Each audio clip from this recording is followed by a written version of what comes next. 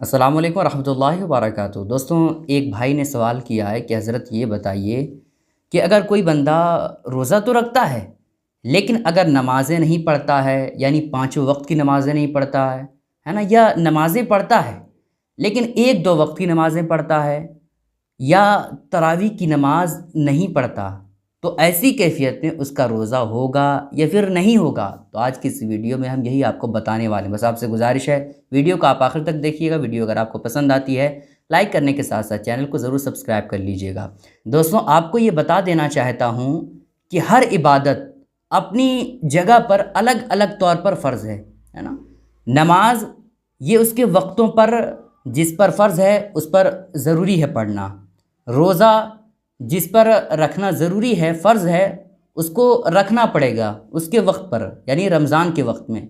इसी तरह तरावी पढ़ना जिस पर ज़रूरी है, जो उस लायक हो चुका है उसको पढ़ना चाहिए। ठीक है, ये सब बातें दोस्तों अलग है। मतलब ये है दोस्तों कि नमाज का रोज़े से कोई रब्त नहीं है, कोई ताल्लुक़ नहीं है, और ना ही रोज़े का नमाज से ताल्लुक़ है ना। ऐसा नहीं कहा जाएगा कि भाई रोज़ा नहीं है तो नमाज नहीं, नमाज नहीं है तो रोज़ा नहीं है ना, और नमाज तरावी नहीं है तो रोज़ा नहीं है, ऐसा नहीं कहा जाएगा। नमाज ये अलग चीज़ है, ये अलग इबादत है, ये फ़र्ज़ है लेकिन ये अलग तौर पर फ़र्ज़ है।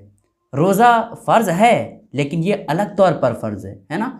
तो ये बात आप समझ चुके हैं, तो आपको ये मालूम हो गया होगा कि अगर कोई बंदा रोज़ा रखता है लेकिन नमाज़ें नहीं पढ़ता, एक भी वक्त की नमाज़ नहीं पढ़ता, ना ही तरावी की नमाज़ अदा करता है, तो ऐसी कैफ़ियत में नमाज जो पाँच वक्ता छोड़ रहा है ना, जो उस पर फ़र्ज़ है, उसका गुनाह उसके नामा आमाल में दर्ज किया जाएगा, उसे गुनाह मिलेगा और कल मैदान महशर में इसका सवाल उससे किया जाएगा। लेकिन इसकी वजह से रोज़ा नहीं टूटेगा। लेकिन आपका ये सवाल कि अगर कोई बंदा रोज़े की हालत में है और नमाज़ें नहीं पढ़ता है तो उसका क्या हुक्म है, ऐसा सवाल ही आपको नहीं करना चाहिए, क्योंकि आप रोज़ा रखे हैं ना, सुबह से लेकर के शाम तक, सुबह सादिक से लेकर के गुरूब आफ्ताब तक, खाने पीने, शादीशुदा हैं तो जिमा से रुके हैं, प्यास की शिद्दत बर्दाश्त किए हैं, भूख बर्दाश्त किए हैं। किस वजह से बर्दाश्त किए हैं? अल्लाह पाक को राज़ी करने के लिए ना, ताकि अल्लाह पाक हमारे इन कामों से राज़ी हो जाए, इस वजह से ना।